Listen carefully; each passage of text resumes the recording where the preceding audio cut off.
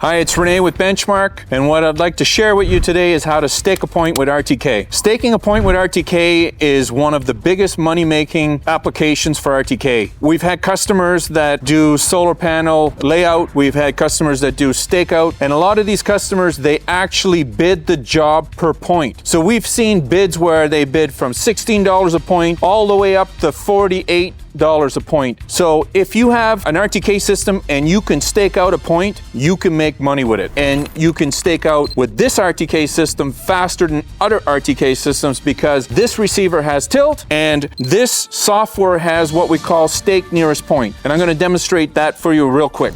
So to stake out a point, you just open up a project, and to set up a project, you need to have the right coordinate system and the right geode model loaded into the file. And you can refer to this training video up above if you would like to know how to do that. Now, it also assumes that you already have a fix, and on this receiver, I have a solid light here for the satellite, and I have a blinking light for the radio, and I know I'm fixed. So I'm ready to go. I also have to be localized. So there's another video that tells you how to set up a base and Rover combo. You can refer to that one up above, or you can refer to the network video to set up as a network Rover. Also, you will need to be localized. So if you want to refer to the localization video, you got it there. And all of these procedures are on surveyassistant.com. So you can refer to our training academy and get a workflow for any procedure. Now let's get into it. So the first thing you need to do when you want to stake out is you hit the stake button. Then you'll see on the left side you have a point list. Now you can load a point list or you can create a point list by manually entering them. So if I hit on the little pen here,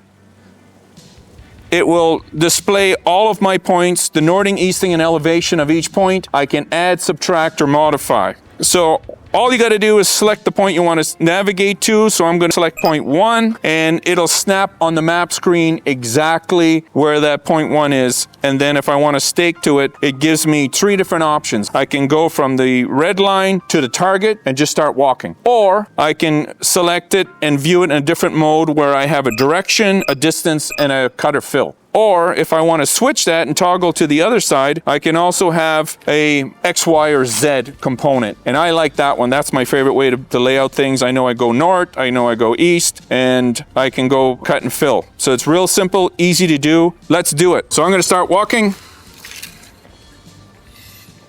Tells me I got to go north.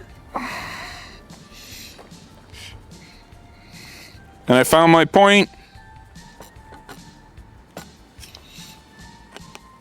I'm dead on my point, and if I want to locate it, all I need to do is hold my bullseye bubble, or I can just even have it on tilt because my tilt is calibrated, so I can take a shot.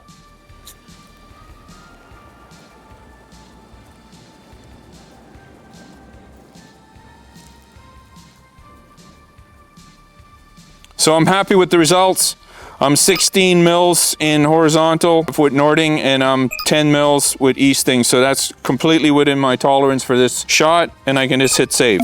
That's laying out a point 101. As a bonus tip, I want to show you the stake nearest point option. Our customers are making a lot of money with this one feature. It is a point icon with a circle around it. If you select that button, it will take you to the nearest point from where the Rover rod is. That one feature saves you so much time typing and selecting and moving things around. So I just did that, and it tells me my nearest point is point 2, and I'm just going to navigate to it.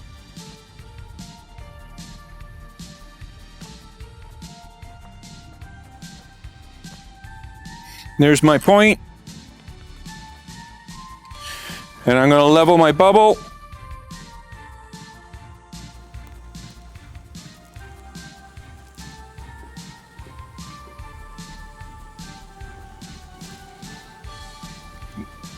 And I'm happy with that tolerance, and I save it. So in a nutshell, this is Stakeout 101. It's fun.